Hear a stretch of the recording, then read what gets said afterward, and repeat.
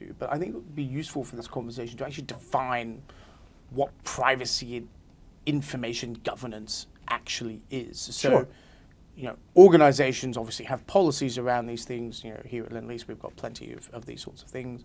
It's become increasingly more important. We have a lot of government clients here as well, and they have certain requirements of us that require us to protect information and data, in particular when we're working with them.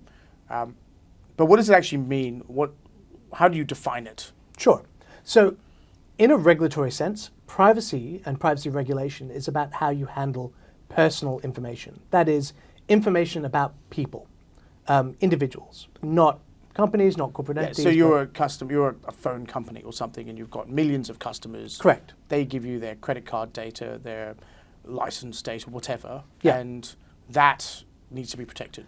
Correct. At every point of what we call the personal information life cycle. So from the point where you collect or create the data to how you store and secure it, how you use or disclose it, and then towards the end of life, how you make decisions about whether to archive it, destroy it, or de-identify it. So at every point in that life cycle, you have obligations under the Privacy Act in Australia or under other personal information handling legislation in other jurisdictions.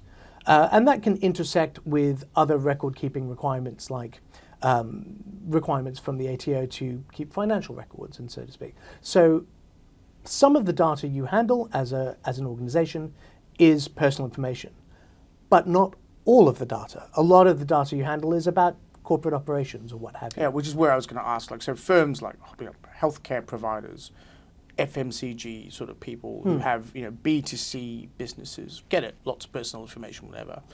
But corporations that don't do B2C and more B2B, are you saying there that it's more about corporate to corporate data protection, and that's industrial espionage sort of thing? That's where we get to information governance. So information governance is a broader discipline than privacy alone.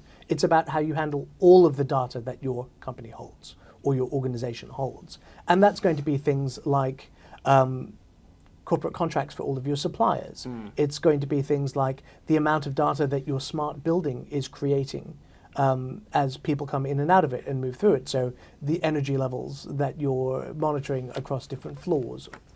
Everything that you're creating, and because we live in 2023, every business, every organization is a data-driven business. So every day we create more and more data, and that has to be managed. Because if it isn't, it's going to create a risk. Quite apart from that, you're storing a lot of data. And while people like to make claims about, storage is cheap and information wants to be free and what have you, storage is cheap, but it's not free. Information wants to be free? This is a new term of freedom of information. Well, that's more from like the early 2000s when... Free the information? Well, I mean, that was a catch cry of the early 2000s. No. When things like Napster was big. Yeah. Come on. Yeah, information wants to be free. The idea being that digital data is easy to copy, easy to transfer, easy to send. Why are we restricting access to this stuff? It's a little utopian. Wow. Yeah. But there's a valid point there. We are creating a huge amount of data because it's easy to create and it's easy to store. And what that means is we can wind up with massive hordes of data, and we might be holding onto it just in case it's useful, but that doesn't mean it is. We have to have some insight into what that data is in order to leverage it. And what we often find is that companies are holding on to huge chunks of data with very little idea of what's in there. You can have a data warehouse, it can be filled with useful stuff, but if you can't find that useful stuff, it's not useful to you anymore. So that's what information governance is about. It's about structuring and organizing that data in a way that it can be used, and also thereby helping yourself work out what you need and what you don't need, and putting yourself in a position where you can eliminate what you don't need, because that's going to save you money because you're not paying for the storage of it, but it's also going to reduce your risk because you can't lose what you don't have. And this is a problem that we're finding in a lot of these data breaches right now. We're seeing these huge hacks happen from organized criminal gangs who make their way into corporate networks, find a lot of data, and steal it. And the effects of those breaches are made worse by the fact that a lot of that data did not need to be held.